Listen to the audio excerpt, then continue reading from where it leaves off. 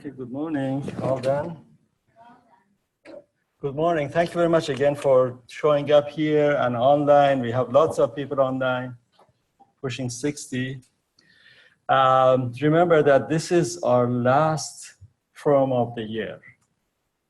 During the time for the last 2 months, the time is, the dates are right, before Thanksgiving and Christmas, so we typically don't meet. So this is the last one, and then for this year, next time we would meet would be in January. So Happy New Year. Or whatever, Thanksgiving, Christmas, and all of that. We have several updates, presentations, and so on and so forth. And then as usual, it's your time to ask questions, and hopefully we would have the answers. So with that, do you want to start with the export control? Craig, Director of Compliance, will talk about our export control.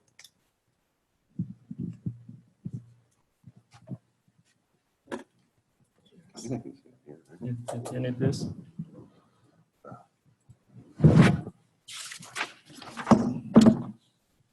So I figured, or we figured, given it's the last one of the year, and so we're in the morning, we'd start with something kind of light, easy, and fun.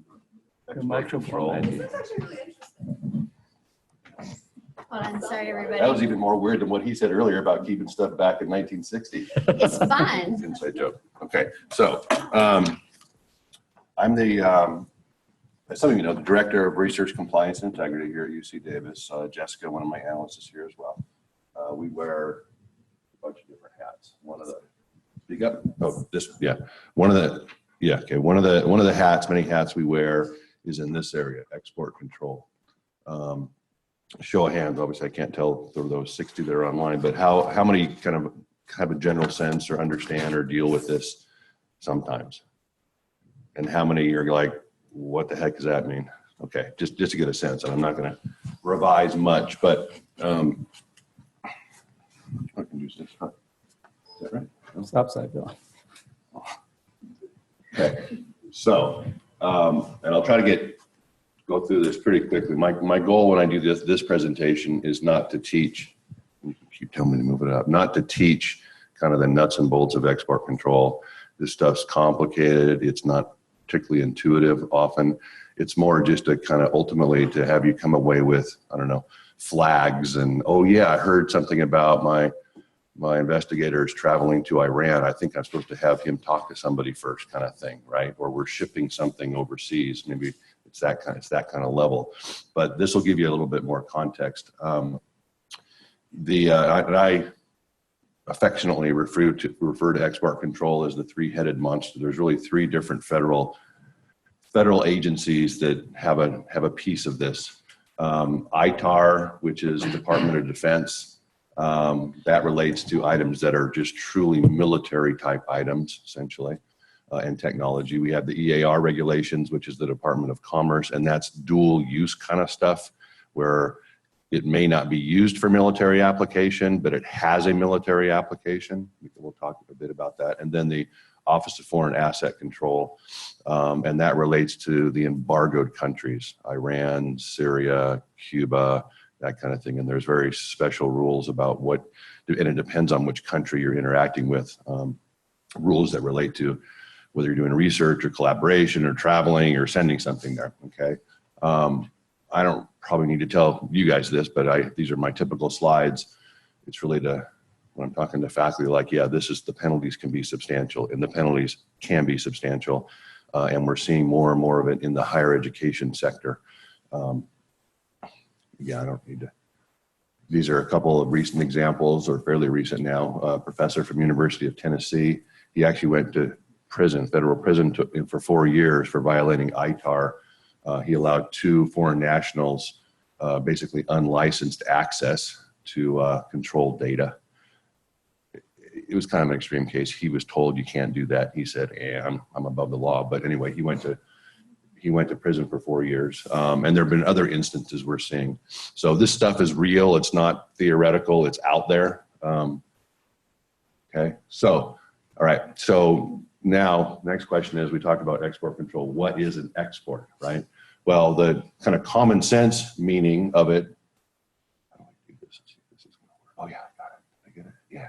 So a physical export, right? Literally physically shipping an item outside of this country. And it can be hand carry on an airplane. It could be email. It could be that, you know, going down to central shipping and sending it. That will be an export. But on top of that, another kind of export that comes up in this area is what is called a deemed export.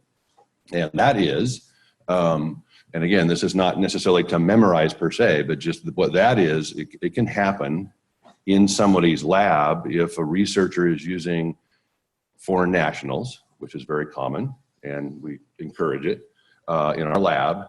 And a foreign national who doesn't have a license, whether it's ITAR or Department of Commerce, gets access essentially to controlled data. And again, there's all special definitions about what all that means. But if that foreign person from, let's say, China or wherever, Canada, doesn't matter actually, has access to that data and doesn't have a license in advance, that's a violation. That's considered a deemed export in the sense that that information has been exported to that person's home country, even though it happened right in the lab. There are other exceptions, but this is the one that you either have heard about or, you know, will hear about, or when you look at export control rules, particularly when it comes to higher education and universities like ours.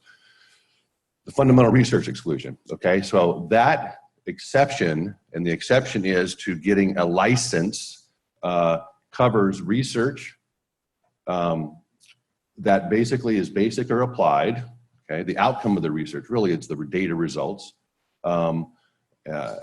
That's at a school like ours, an accredited higher education institution, and that is ordinary published and shared broadly. So if the intent is to publish, and we'll talk about this in a second, there's no limitations on your ability to publish in your grant or contract, then we likely have the benefit of this exclusion, which is good in many respects, but not all respects.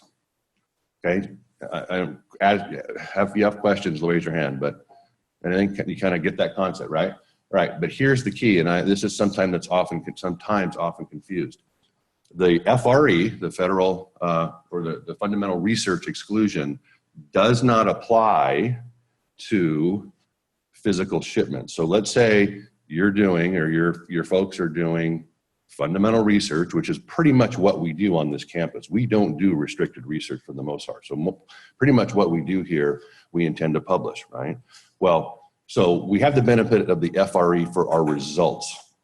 However, if we're going to physically export something, including the item we're making, if we actually build the item, or otherwise a piece of equipment, that's not covered by the FRE. So even though we're doing fundamental research, if part of the research is doing something in another country, let's say it's agricultural research, and you have to ship a piece of equipment over there to complete the research, in all likelihood, the FRE won't apply to that, even though you intend to publish. We would have to look at whether that item is on one of those lists and whether we have to get a license in advance. Okay, so it doesn't usually apply to physical export. And in the lab, the actual pieces of equipment, this idea of somebody, a foreign person, having access to that, the item, as opposed to the results, but the item, that's also not covered usually by the FRE, if that makes sense. So the FRA really only covers the outcome, the results of our research. If it otherwise would be controlled because it's on one of these lists, we get the benefit of the FRE because we intend to publish. But the equipment we use, and if we ship those items, may not be covered by it, okay? And this is also something that we hear, which is when I talk about not being intuitive. You may actually be able to purchase one of these, a piece of equipment literally on the internet, you know, on Amazon commercially. That doesn't mean it's not controlled. If you want to take that item, send it overseas, there's a possibility it's still controlled, and we may need a license for it. Okay. Examples of potentially, potentially, restricted type items. And there's this list is just a tiny fraction of the full list. But just to give you kind of a sense of what we see in my office all the time, we do vetting, Jessica and my team and I, we do vetting daily multiple times a day. Yeah. We get inquiries from shipping, right? Shipping, if somebody goes to shipping, I want to ship this international, or one of our PIs wants to ship something international, or they're traveling international with their laptop, that kind of thing. We get this stuff more and more as we do this outreach. It's kind of like, if you do the outreach, it will come, and it's come. But these are the kind of things. Okay, so now now let's pull this back a little bit closer to your world. Some of you, I think, may have seen this already, but remember we had the hard copy data sheet that you'd fill out, which I think some are still using, right? And now we're converting that, or we're transferring that to the electronic into Cayuse, right? This is a little more expanded version of those questions on the data sheet, but it all relates to export control issues. So it's obviously important then to answer these and answer them accurately. Does the project involve conducting proprietary research with a potential military application? That question, when we say proprietary in this context, think, and it ultimately, SPO is going to pick this up anyway in most cases, but if you have a proposal where the sponsor is going to want to limit your ability to publish, or is going to want to limit your ability to disseminate data that you generate, or is going to want to restrict who can work on the project from a citizenship standpoint, all of those kind of things, when they talk about proprietary, that's what we're talking about here. And so even before you fill this out, if you start seeing those, feel free to come to us, and we can even before you go through the time of having to do the proposal, we can say, these are going to be some sticky points. We'll do our best to get over them, but in some cases we may not be able to. And potential military application, that's if you're, a laser, right? I mean, or a sonic device, you're trying to measure whatever, whale sounds in the ocean. Well, that may have also a military application, and probably would be what is called dual use, meaning it may be controlled, even though you're not using it for a military application. Okay, then here, does the project involve sending, transporting, carrying research materials outside the USA? And you can see the examples. This case, of course, if that's the case, hit yes. This is all, okay, so this is what wasn't in the written data sheet, but we put it in here because these are the questions, if you get the award, we're gonna ask you anyway. So if yes, the answer is yes, we anticipate sending research items outside the country as part of this project. Please answer these questions if you would as well. How do you plan to export it? Hand carry it, ship it, email it, whatever. Send it by pigeon, whatever.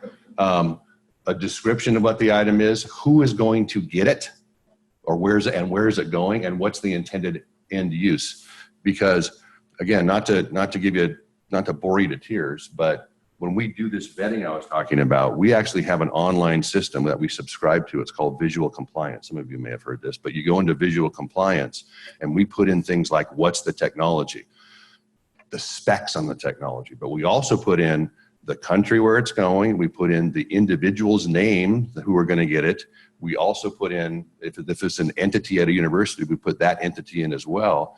And it spits out some answers for us depending on how it's going to be used. Actually, the use of it is more kind of something we look at, but all of those things go into whether or not, in this case, that shipment needs a license prior to being shipped. And when I say a license, it means that we will, and we've done them, we've had to do it. Not often, but we have had to apply for licenses shipping beans to Iran. Yeah. Yeah. And so we apply for a license, and typically it's going to be, it could be OFAC, it could be any of those. Actually, it could be any of those 3 government agencies. Now, the other thing to keep in mind is, and I always kind of try to get in their face at conferences when they talk about this, is they say we have quick turnaround. In our experience, the turnaround, we're talking months, believe it or not, months. And I don't know how to change them. I mean, I can't change it, right? But so if you know, tell us well in advance and we can tell you up front. If it needs a license in particular, we'd get that process started now, even if you're going to ship months out.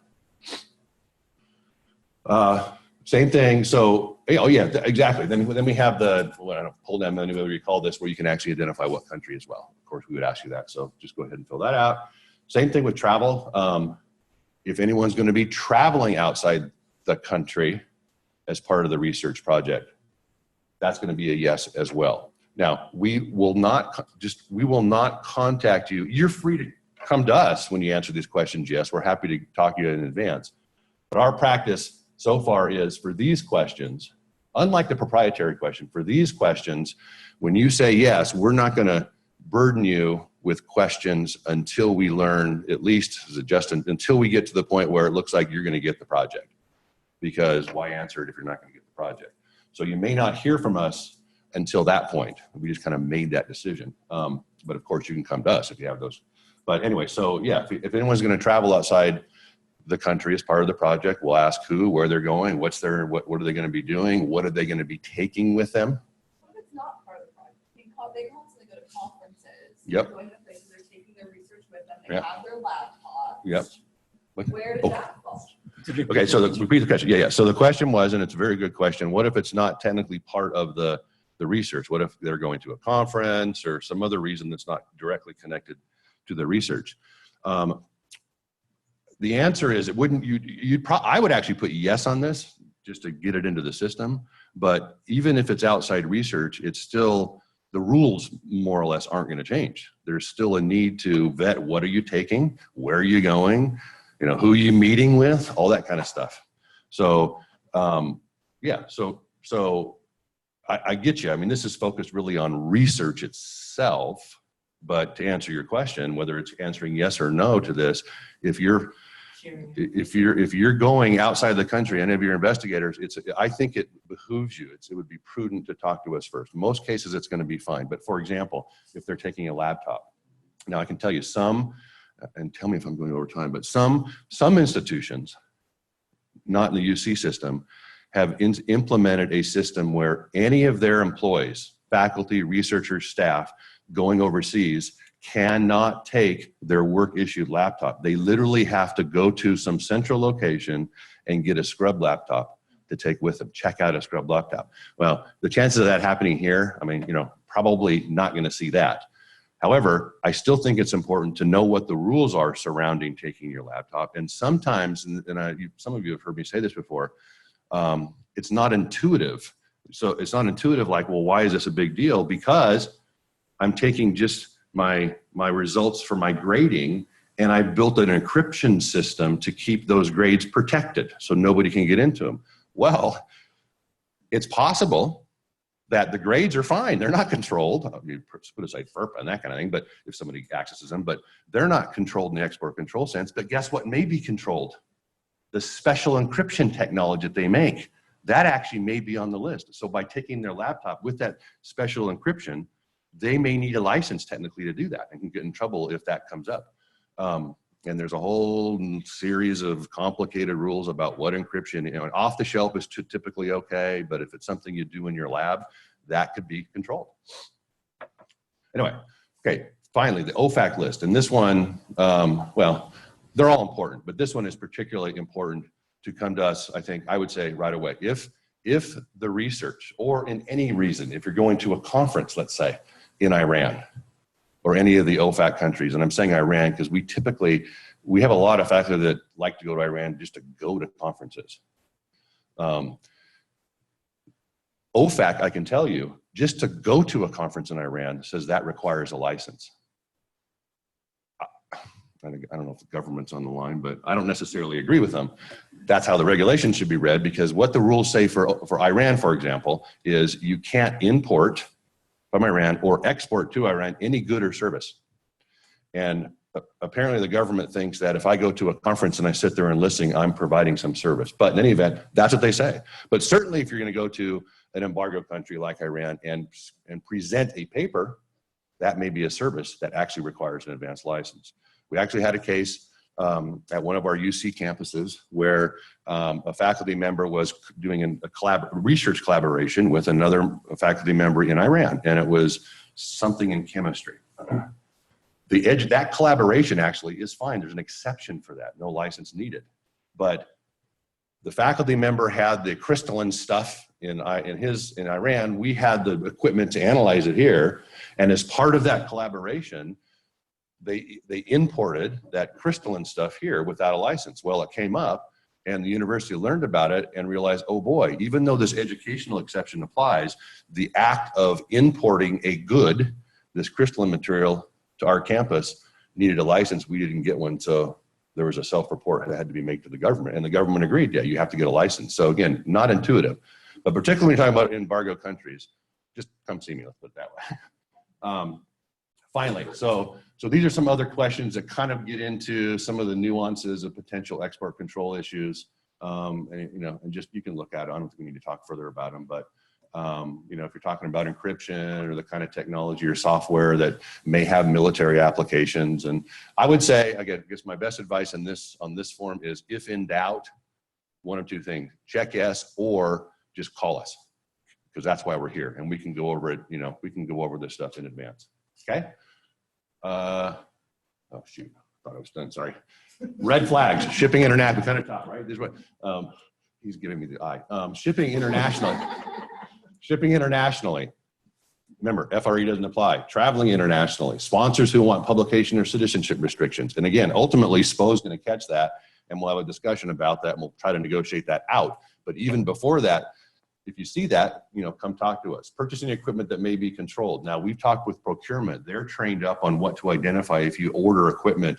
But even at your level, if you're looking, if you need to buy something, and we're talking about pieces of equipment that happen to say export controlled, and particularly have those letters on them. Where is it? ITAR.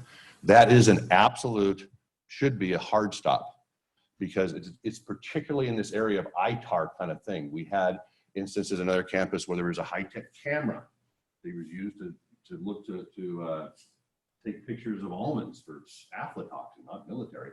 But the camera had the specs such that it was controlled under ITAR, which means this whole idea of nobody can access it without, no foreign person can access it without a license came up, right?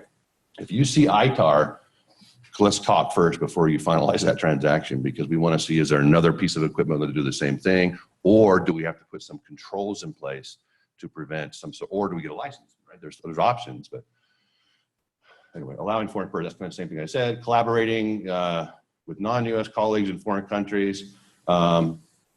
Activities or transactions with persons or entities in embargo countries. So I guess this is kind of a summary of what I've always said.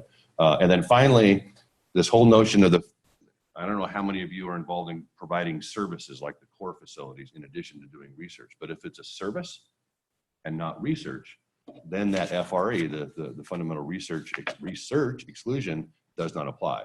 So there may be even more need to have that activity vetted if you're providing a service. I know it's a mouthful. I don't know if I've given this talk this early in the morning, and I haven't had coffee yet either. So anyway, any questions? I know it's a lot, but feel free to come talk to us if in doubt. Okay? Yes. Are you okay if I put these slides online? Yeah, it's fine. Thank you very much. So how do you reverse this picture? So as Craig said, some of these things are not intuitive at all.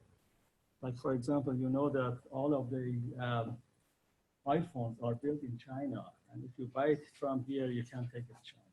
It's just that simple. That's how it is. Even though it comes from there, you cannot, in most cases, take it back there without license. The issue of publication, lots of times you, microphone is not on. The publication, lots of times you hear from your researchers that, well, I don't care. I'm not going to publish, so that's okay in the agreement if we agree that we won't publish. That's the reason we cannot accept that. That's one of the reasons we cannot accept. That's the most probably important reason. Because if there's restriction for publication, it doesn't fall into exception category. Lots of other things have to come in before we would be able to accept the award. In most cases, actually allowing that publication be in control of an entity outside university is in domain of the president of university only. Even the chancellor cannot waive, in most cases, that restriction. So that's why we do a lot of negotiations to remove restrictions on publication out of the agreement. And if the sponsor doesn't want to do that, we have history going back now 4 presidents of the university that consistently they told us we have to turn the award down. We had situation when Atkinson was here talking about history. When President Atkinson was the president here, we had an award to Davis from FAA, federal government. Had to do with profiling at the airport, basically, looking at the person to see if you can put them in different categories or whatever category. It had restriction in publication on how you do that profiling. And FAA didn't want to remove it. We went back and forth, back and forth. I have a document which is almost 18 pages that President Atkinson sent to FAA said that we won't accept this. And they told us to turn the award down. So that's how important these areas are. Okay, thank you very much for that. Craig, how about if we have the update from contract and grants accounting? James? Yeah, well, I go off script always. I shuffle things around. Good morning, everyone. I'm James Ringo, Manager of Contracts and Grants Accounting. I have not nearly as exciting a presentation as Craig had, but I do want to let you know that we have put a new, hello? We have a new process in place as the result of our single audit from the 15-16 period. I'm pretty sure we've mentioned this before, but it had to do with key personnel monitoring and a finding that there was insufficient control to ensure that in cases where we do have key personnel on awards that those folks are putting the effort on the project either by direct charging it or cost sharing the effort. So we agreed as a corrective action that we would implement a centralized monitoring process. So we've started that off. About a month ago, we started capturing in the effort commitment system key personnel. In addition to like where we're putting in the PIs regularly, now we're also including key personnel. These are named individuals in the award identified as key personnel. It's not everybody that's been thrown into the budget. It's people that are specifically identified as key personnel. So then what our process is, now that we started capturing this information in the effort commitment system, we now have something to monitor against. So beginning in January, I think was going to be our first, so in January, we are going to start a quarterly monitoring of projects where we have budget periods ending in the prior quarter. So any budget periods that end now in October, November, December, we're going to look and see if we've got any key personnel tagged for those projects. And then we're going to look and see if we have payroll coming in and or cost share entries coming in to match up within 25% of what's been flagged for key personnel for the level of effort for that person. In cases where we can see it match, we're good.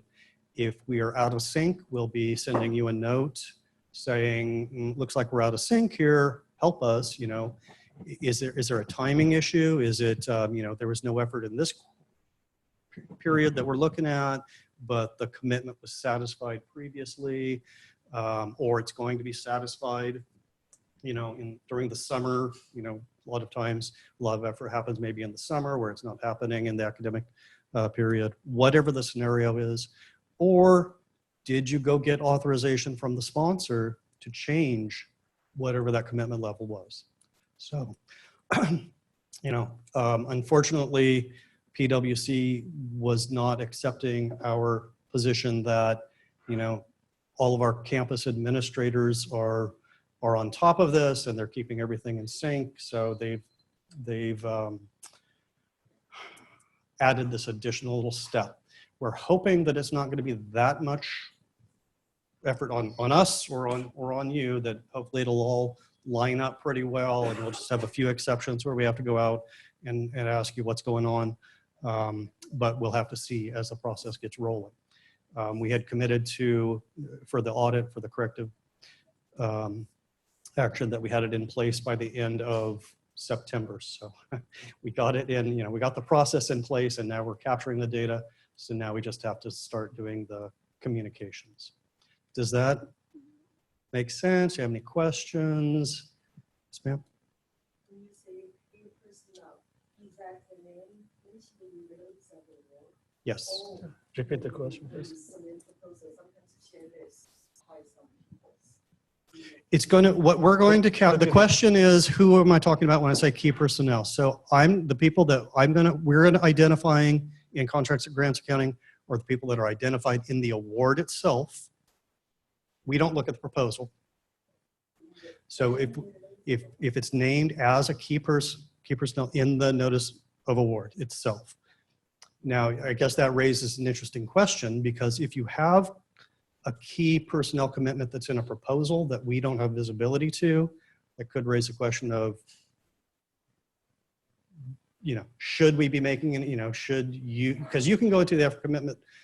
Oh, that was something I wanted to mention. You all have access to the effort commitment system, and you can make changes in that. It's not really locked down in any way. Please don't go and randomly delete our key personnel entries.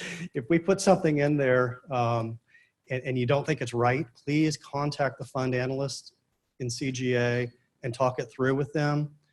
We don't want to have these tracking entries kind of disappear on us. But I was thinking as well, if you know that you have some key personnel, you could add in additional individuals if that were appropriate, if you really do have a commitment there. And it's a new process that we're rolling out, so we can demonstrate to our auditors that we are making a good faith effort to ensure that we're delivering what we have committed to in the awards. We'll probably have to iron out some kinks as we go along, quarter by quarter, see what questions come in, see if there are different factors that we need to take into consideration. Okay. Yes, sir. So when is this is there gonna be some kind of documentation I can share with PIs? Because obviously I do have PIs, I'd like to throw everybody and their brother into the proposal. Yeah. So We just put on our website, the question is, was there communication on this? So we just published a page on our website, the CGA website, under the policy sections, this key personnel monitoring. I'm going to send something very similar to the Contracts and Grants listserv. So you'll have that. And then then you'll get the messages each quarter, perhaps that say something looks like it's out of sync on the key personnel. So hopefully there will be enough that you can share.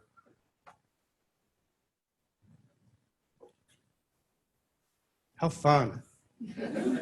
Okay. All right, that was what I have to update y'all on from our side of the street.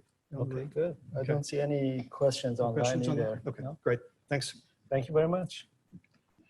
Okay, should I shuffle around? No. How about the Cayuse rollout and trainings that Cassie is going to talk about? So I just have two things I want to mention to everyone today. And one is that I guess three. One is we're continuing our Cayuse SP rollout. There are schedules on the back table if you're interested in learning about the upcoming trainings that we have or need a reminder of when your school or college is scheduled to be going live. So they're on the back table. They're also on our website if you need that information. So by the end of December, our plan is that everyone's going to be using Cayuse SP, and we will not be seeing any more paper data sheets. So that is the goal. And thank you, Craig and the RCI team, for incorporating part of our online internal processing form into your presentation. I thought that was great. Okay, two other things is that this coming year, we're offering a new staff development class in electronic research administration. It's not part of the RAC, so it's not required, but we're hoping people will sign up. And the first date is March 8th. The second one is May 31st. They're both 3-hour sessions that will be in a Hoagland Hall computer lab. We'll go through Cayuse SP, Cayuse 424, Workspace, which is what grants.gov is going to, and maybe some other things. We're developing that agenda now, but we encourage you to come. It'll be a hands-on lab to kind of get familiar with some of those systems. And these are all in the Learning Management System website. You can sign up through staff development. The other thing is many of you are probably aware that we hold weekly labs most Thursdays from 9 to 10:30 that are hands-on labs for Cayuse 424. Right now, you do need to go to our website, which I have on the agenda, and I'll put this online as well, to see the schedule, because we cancel them if there are heavy deadlines or no interest, or we don't have an analyst to teach. So please make sure you sign up for those if you want to attend. Having said that, starting next year, we're going to shuffle it up a little bit. And 1 week we'll focus on 424, Cayuse 424, and then next week we'll focus on Cayuse SP, so that we can help you all get used to the system, and we'll see how long we'll continue that. But there'll probably be a bit of a hands-on lab, as well as a chance for you to just kind of talk about anything you're encountering or have questions on. So are there any questions for me? I'm going to see if there are any in the chat. There are not. Does anyone else have any questions about the Cayuse SP rollout or upcoming trainings? I do want to say we have space this Friday at 9 and 11 in the labs we're having in Hoagland Hall. It's a computer lab. Please sign up. And I'm monitoring those. So if we don't have enough attendance on some of them, I may try to encourage you to attend one where there's more people. But just please sign up. Let me know if you're planning to come. And we're going to be offering these in Sacramento next month. Okay. Who's next? I don't know. I'll see. Okay. How about the Grace, Associate Director? How about we talk about the awards?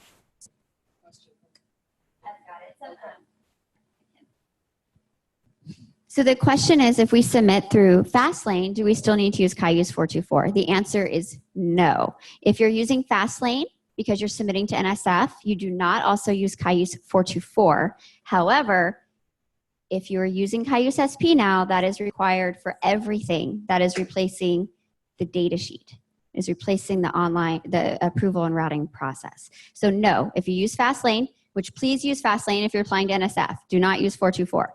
If you're using Fastlane, do not use 424, but do use SP or submit a paper data sheet if you're not there yet. Thank you.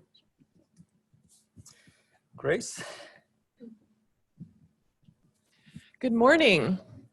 So I have a few announcements, some housekeeping items. First of all, Melanie Brown has joined our team. Can you make your way up? Just wave at the campus community. Oh, yeah, just so they can see you on camera. Melanie will be the team lead for Team B. That is for Vet Med, School of Medicine, School of Nursing, hi Melanie, and College of Biological Sciences. So her counterpart on Team A is Brian Russ. So she will be supervising the award analysts on Team B. So yes, we're glad to have her on board. Another thing I want to bring up is for after the fact awards, that means you already have an award in hand and you're now submitting your data sheet to SPO. Okay, those go to awards at ucdavis.edu. All right, after the fact data sheets and awards go to awards at ucdavis.edu, not to proposals. And for those of you who are now in Cayuse SP, please send your IPF form, that's the Cayuse proposal, please send that and put ATF for after the fact in the title so that it gets routed to the awards team, all right? So data sheet gets emailed to awards at UC Davis, Cayuse IPF gets ATF in the title so it gets routed to the right team. Okay. Oh, and select after the fact as, I think, proposal type. As proposal type, okay, there is a proposal type, so it's after the fact. And then attach the award in Cayuse SP. So we get all of that through the system. Okay, our January 24th, 2018 forum will also be an open house. So we want to celebrate and thank the campus research community for helping us roll out Cayuse SP. So please come. January 24th, it'll be 8:30 to 10:30 here in Office of Research, and we're going to have an open house where we meet all the research administrators from the departments. And another thing is we want to bring back the SPO and campus department admin quarterly meetings. I know we haven't had them in 2017. We want to bring them back in 2018. So if you have any topics you would like us to cover, please let us know. Otherwise, we would just like to kind of have workshops for you and get more in depth into some of the topics you would like to see. So please email Cassie if you know of any topics you'd like us to cover in the quarterly meetings. Okay, now I'm going to talk about indirect costs. Sure. I'll read it to you and I'll let you answer. All right. Does the instruction you just gave on after the facts replace what our analyst has been telling us to do, so to send to awards but CC to proposals? Sure, send it to awards. You can CC proposals. What I mean is there have been some after the facts that have gone only to proposals and never to awards. Okay, so send it to awards, CC proposals, that's fine. But the main thing is make sure it comes to the awards inbox. Thanks for the clarification. Okay, so now for the indirect cost, can you load up my... Where's your... Okay, they're loading that up. Are there any other questions in the meantime about awards?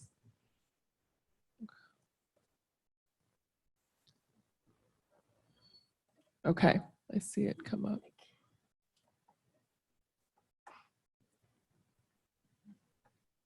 Okay. All right, now we're ready to go. Okay, I just want to bring to people's attention that at the end of September, UCOP, okay, I'm kind of in the light here. UCOP has changed some indirect cost procedures on their end. From our end, it doesn't really change. Okay, the department still works with SPO. SPO gets the waiver from UCOP. Okay, but it has changed some of the vocabulary around indirect costs. So that's what I kind of want to talk to you about today, that the vocabulary has changed. All right, just starting from the very top, just to make sure we're all on the same page. Okay, according to the Region Standing Order, it's 100.4M, it authorizes the president to negotiate and approve all indirect cost rates. And this incorporates the authority to approve exceptions to approved rates. So basically, according to university policy, indirect cost rate exceptions will be granted by the president, okay, under certain circumstances. Okay, I put it in yellow. I hope you can read that. The authority to approve exceptions to negotiated indirect rates basically is at the office of the president level. It is not redelegated to the chancellors or lab directors. Okay, so you, at the campus level, we do not have the right to waive indirect cost rates. It must be approved by UCOP. So we have federal and state negotiated rates. Okay, so right now the change in the language is the 3 exceptions to our negotiated rates are sponsor policy, that has not changed, campus determination, that is the new name for the old vital interest, and special approval, which is for waivers to the state rate. Okay, we're going to kind of go over that in a little bit. But these are put up on our Office of Research website at this link below. Okay, we've updated that, so you can check that out. Sponsor policy, just to recap, this has not changed, but basically it has to be a real restriction by the sponsor on its indirect cost rates. It can't be just an ad hoc agreement between somebody at UC Davis and the sponsor for your project. It has to be supported by documentation that is unambiguous about what the rate is and what the base is. So the base can be total cost, total direct cost, or modified total direct cost, but the policy that you're citing should specify what that exception is. And sponsor restrictions may be by statute, bylaws, or policies. It could be a number of those, but it should be written and it should be documented. All right, here's what I want to discuss in greater detail. So the vital interest has been killed off by UCOP. It has been resurrected, however, as campus determination. So most of the reasons and items that could have fallen under vital interest is now under campus determination. And those might be seed grants, which may bring in future larger awards, or contributions of major equipment or building renovation funds. And sometimes we have awards that are for special community relations that form vital, partnerships with the university. So those now would be called campus determination. Okay, and basically, just like before, if you are seeking justification to provide less than full indirect cost towards a proposal, you have to contact SPO and work with your analyst to determine whether the campus determination really applies. And if they agree, then your analyst is going to route the request to the SPO director, which is Ahmed, and sometimes the vice chancellor, depending on the program. But if we approve it, it will be forwarded to the office of the president for their consideration. So ultimately, UCOP gets to decide. And we will let the PI know if the request has been approved or denied. Okay, we just want to make sure that everyone's aware campus determination in no way means that the campus has the ultimate say on whether the indirect cost rate is waived. That still belongs to UCOP. And also on that issue, the campus determination doesn't mean the department, dean, or whatever. It's really campus leadership, which is vice chancellor for research, basically. It's from the chancellor coming to vice chancellor for research. And we just want to say this exception rarely will be granted. Okay, this is not something that's going to be widely granted.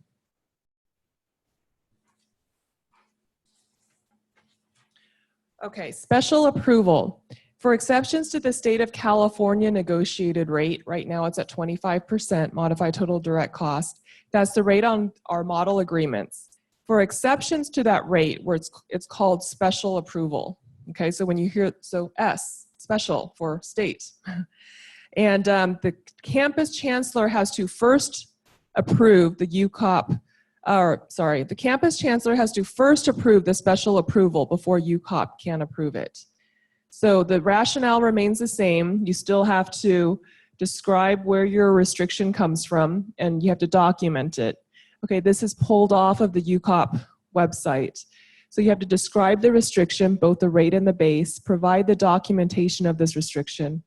And then if this agency is asserting that there's a statutory or regulatory reason for the limitation, please provide the links or the citations to that statute or regulation. This comes up sometimes because state funding is provided with bond funding, like Prop 50, or there are various bonds that fund state research. And sometimes those bonds have restrictions on them that prevent us from seeking our full indirect cost rate. So please document those reasons. And then you have to answer those questions, which is, has your campus sought to apply the appropriate UC rate for the proposal? What has the agency said? And what differentiates this project from other projects at the campus? Basically, why is your project exceptional? And has the agency indicated that it would consider use of the UC rate in the future? Is this a one-off, or is this applying to, all UC campuses for all projects? Okay, requests that do not answer all of these questions will be returned until they are fully answered. And that's all I have. Any questions? Okay, thank you. Thank you very much. The bottom line is that that indirect cost is actual cost to the campus. It's unfortunately, some people think that it might be profit or whatever, but it's really actual cost. And even with indirect recovery of full indirect, the university is not made whole. The calculated indirect is closer to 70%. So if we get up to somewhere around 70% indirect, then we are fully funding the project. But sponsor is fully funding the project. Anything less than that, including our negotiated rate, which is 57. When award comes to the campus, basically the rest of it, the campus has to pay. Somebody from the campus has to pay. So just think about it. Each time the indirect is going below federal negotiated rate, more and more the campus has to contribute to the project. Let's see. I guess it is Chris's time for proposal deadlines. last but not least, all those things that make good money for researchers, right? Okay, so we have one quick update I want to make sure that I talk about before I get going with the proposal deadlines, and that is to ensure that all of you are aware of NIH's upcoming change in their forms. They're moving from Forms D to Forms E as in Edward. That is effective in January. And since we're not going to be meeting again until January, I want to make sure that this is on your radar, that you're working with your other department analysts if you're only representing your team or cluster today, or making sure that's out to your researchers and faculty members that they know about this change, as well as if you're going to be using the Cayuse 424 application instead of NIH Assist, we want to make sure that you understand not to copy your Cayuse 424 application from any previous submissions. It will mess up and create major errors in the submission. So please be aware of that. Do not copy, again, your 424 application package to use it for a February submission because of the change in the forms. Just as a reminder that in November 10th, 2017 is when NIH is going to be releasing the application for the Forms E so that you can then begin to download it in preparation for your February submissions, unless you have something prior to that, but not earlier than January 25th because it's only effective January 25th or after. Again, the effective date of the Forms E is January 25th or after for those submission deadlines. Again, just want to make sure it's on your guys' radar, because we have a lot of upcoming submissions. So to give you a quick rundown, NSF, again, I highly recommend that you Google NSF Deadlines. In November, there's 4 on November 1st. There's 2 on November 6th. There's 5 submission deadlines for multiple programs on November 7th. There's 8 submission deadlines for multiple programs on November 15th. One important one that you might want to write down, on December 4th is the SBIR and STTR for NSF. That is a really big submission deadline. So I highly recommend that you guys start looking into that, pull down the RFP, take a look at it, get your faculty member and or their collaborators in line so they can start working on stuff in advance, getting the necessary things that they need to do. Remember, with an SBIR or an STTR, the industry partner is the lead. We are only the sub-awardee represented on that application. We do not complete their application. They are responsible for doing that. They're responsible for getting their own logins and access to Fastlane. So this is very important to make sure that your faculty are aware of this and have them give their partners heads up so they have the time necessary to make sure that those approvals and those accesses are in place before that submission deadline on December 4th.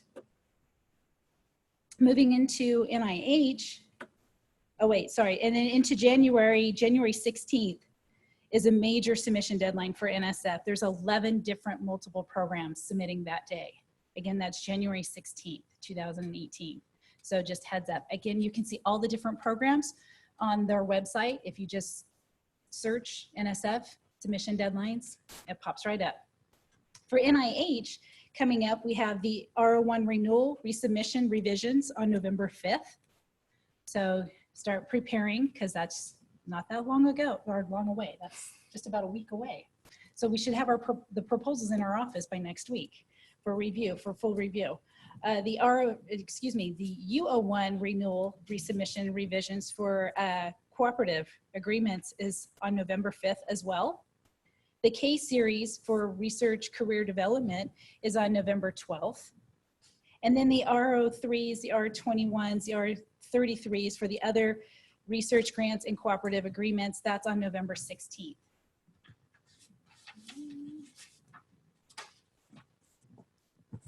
There's only 2 for NIH in December, which is the fellowship series is on December 8th. And then the R13 and the U13 for conference grants, which we do get a few of, are on December 12th. As Ahmad reminded everyone, we will not be meeting until January, and a lot of us will be going to a skeleton crew, or maybe some campus offices might be closing. Please be prepared. Inform your faculty what your guys' schedules and availability is for any of those proposal submissions during the holidays. Our office is here to help, but our office is not responding to fill in your absence. Not that we don't want to, it's just we have other proposals to review and submit as well. So please be mindful of that and try to take a proactive approach in working with your faculty and administrators to ensure that there's somebody available to them during those times. If you have any questions, always call our office. We're here to help you, guide you, and get prepared in advance. We can submit it before the deadline. It doesn't have to be that day. Good luck. Asking if the upcoming sponsor submission date can be posted somewhere else. No, not by our website because they changed so much that I highly, what Cassie said was, will these deadlines be posted somewhere on our website so it's easy to see in one place? I'm going to say no, because they change so frequently that it's really important to go directly to that sponsor and get their information as they update it more regularly. Then we will be able to manage that. You could use Pivot to create your own list. They could. What Cassie said is you can use Pivot to create your own list based on the different sponsors that you pull down from the different websites you go to. So that's a great recommendation. One important thing that I want to make sure is USDA has kind of been a little slow because we've gone through the hurdle with them in their major season. However, just as a reminder, coming up is the USDA SCRI, which is the Specialty Crop Research Initiative Program.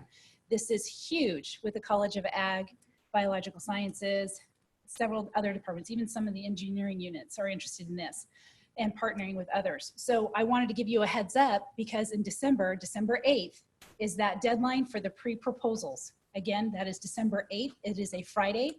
That proposal is a pre-application submission that is required to be submitted through sponsor programs. So either if you're not rolled out on campus, you'll submit a data sheet.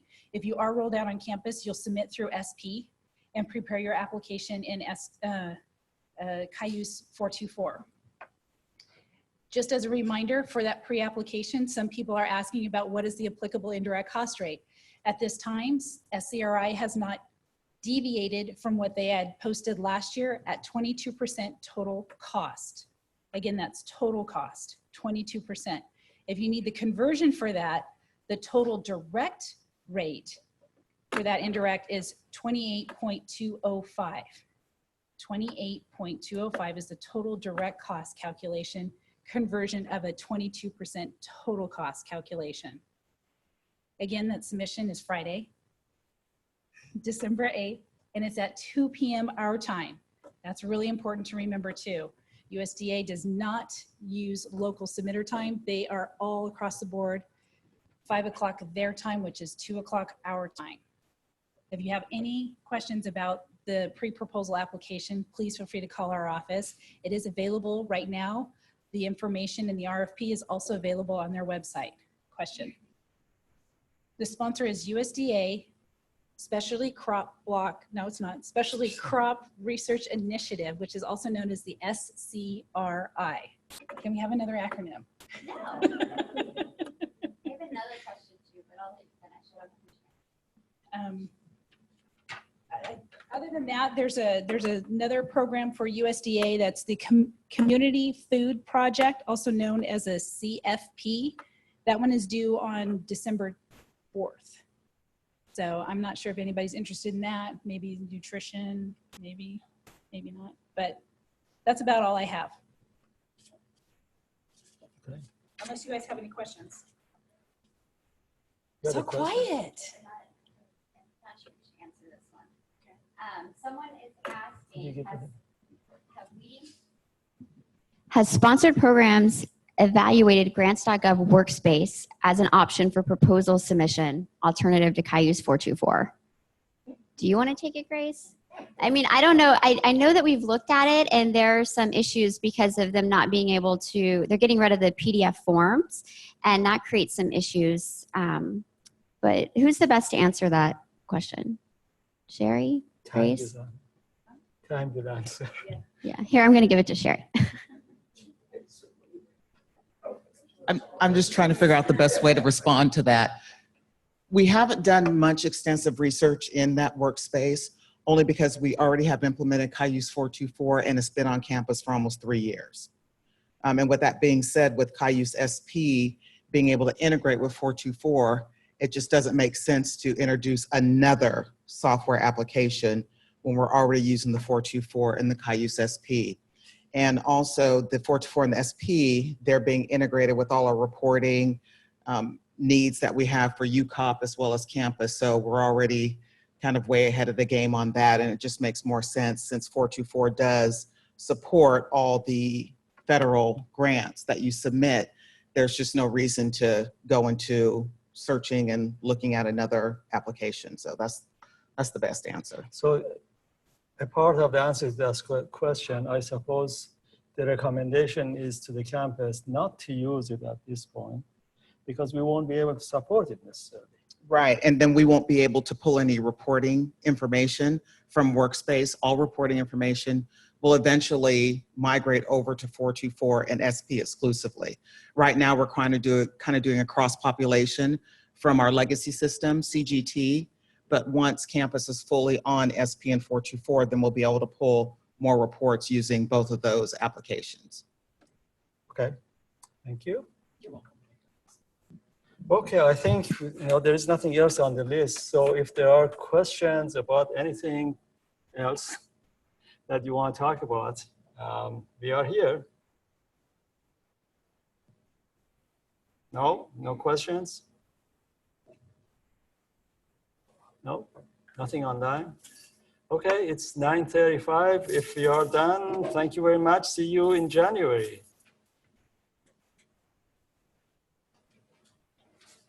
Let people see. Oh, lots of people are here.